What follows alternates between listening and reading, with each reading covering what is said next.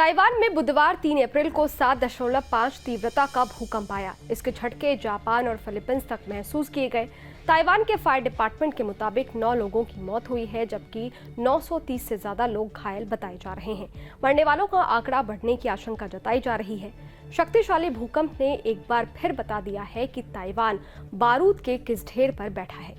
सवाल है कि ताइवान और जापान जैसे देशों में इतने भूकंप क्यों आते हैं। सबसे पहले बात करते हैं ताइवान की। ताइवान एक ऐसा देश है जहां बार बार भूकंप के झटके महसूस किए जाते हैं। इसकी वजह इस देश की भौगोलिक स्थिति और बनावट है। ताइवान 2 टेक्टोनिक प्लेट्स के जंक्शन के पास है और इसी वजह से ताइवान के लोग बार बार भूकंप का सामना करते हैं। ताइवान में बार बार भूकंप आने की सबसे बड़ी वजह उसका पैसिफिक रिंग ऑफ फायर के पास होना है।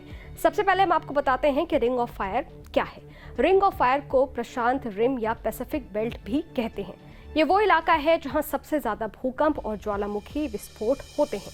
दुनिया भर के 75% ज्वालामुखी रिंग ऑफ फायर इलाके में ही हैं। टेक्टोनिक प्लेट्स एक दूसरे के खिलाफ धक्का देती हैं, जिससे अचानक ऊर्जा निकलती है और भूकंप आते हैं। यानी रिंग ऑफ फायर ऐसा इलाका है जहां कॉन्टिनेंटल प्लेट्स के साथ ओशियनिक टेक्टोनिक प्लेट्स भी मौजूद हैं। ये प्लेट्स आपस में टकराती हैं तो भूकंप आता है। इनके असर से ही सुनामी आती है और वोल्केनो भी फटते हैं। रिंग ऑफ फायर के किनारे बसे देशों में सबसे ज्यादा ज्वालामुखी विस्फोट और भूकंप का खतरा होता है।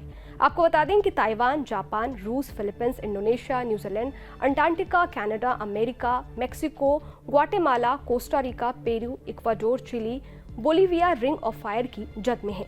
यही वजह है कि यहाँ सबसे ज्यादा भूकंप आते हैं। एक रिपोर्ट के मुताबिक साल 1990 से 1991 तक ताइवान में हर साल करीब 2200 भूकंप आए और इनमें से 214 खतरनाक थे। साल 1991 में सेस्मिक नेटवर्क को बेहतर किया गया तो भूकंप का पता लगा पाना और आसान हो गया। साल 1991 से 2004 तक भूकंप के 18,649 झटके आए। ताइवान में 21 सितंबर 1999 को सबसे भीषण भूकंप आया था। इस भूकंप की तीव्रता 7.7 थी।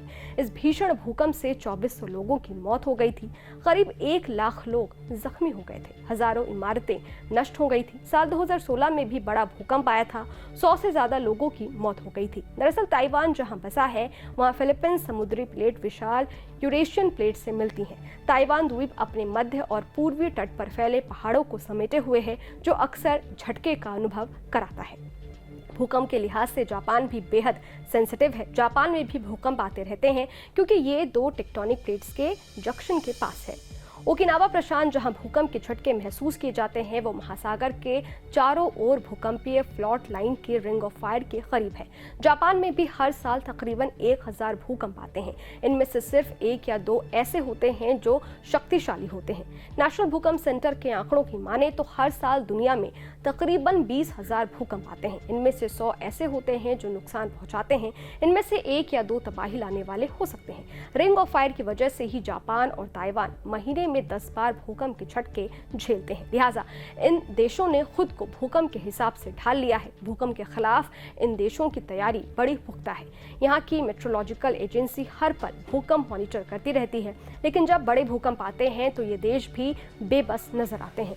खैर, ये वीडियो आपको कैसा लगा? इस वीडियो पर आपकी क्या राय है? कमेंट बॉक्स में जरूर बताइएगा। देखते रहिए न्यूज़ नेशन डिजिटल। मेरे यानी अदिति शाह के साथ। शुक्रिया।